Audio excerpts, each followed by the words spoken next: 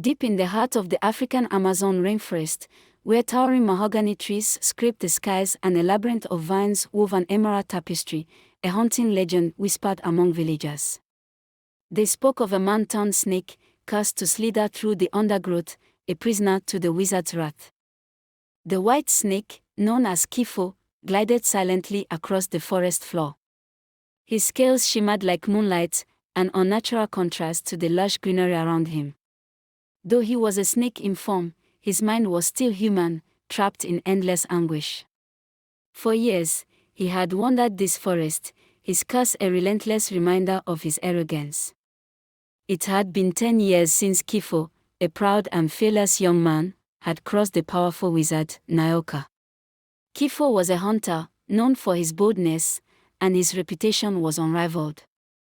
One fateful day, he had stumbled upon Nyoka's sacred grove, a place forbidden to all mortals.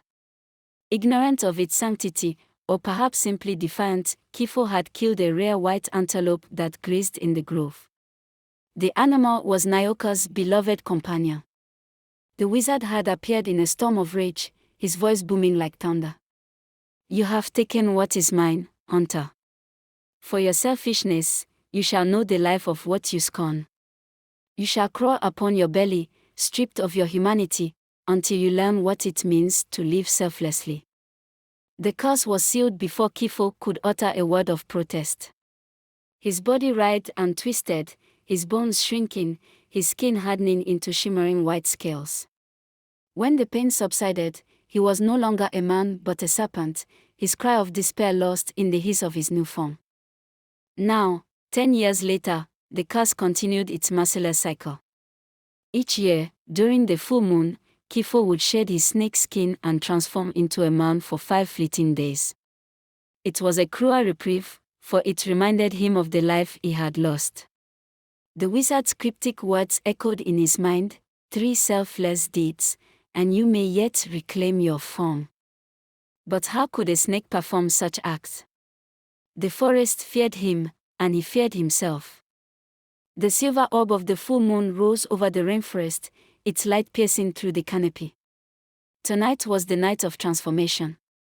Kifo slithered to a secluded grove near a cascading waterfall, his sanctuary.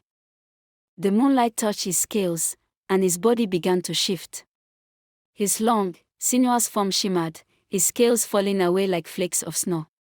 His limbs extended, his chest expanded, and his face reformed into the sharp, regal features he once possessed. Kifo gasped as he took his first human breath in a year. His hands, strong and calloused, trembled as they touched his face. He looked into the clear pool by the waterfall and saw his reflection, his piercing eyes, chiseled jaw, and towering frame. He was a man again, if only for a short while. For a moment, he allowed himself to savor the sensation of humanity. The cool breeze against his skin, the sound of the waterfall, and the distant calls of nocturnal creatures were intoxicating. But the weight of his predicament soon crushed the fleeting joy. He had 5 days.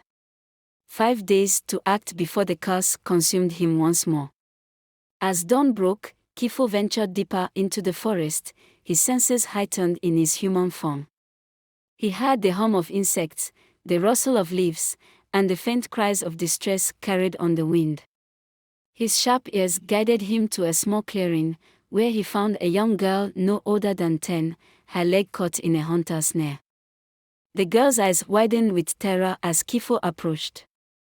"Please, don't hurt me," she cried, tears streaming down her dirt-streaked face.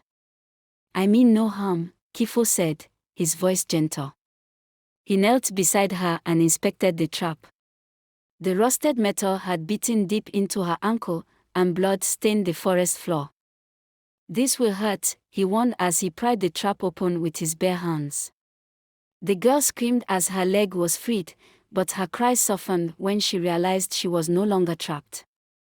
Kifo tore a strip of fabric from his tunic and bound her wound. "What is your name?" he asked. "Amani," she whispered.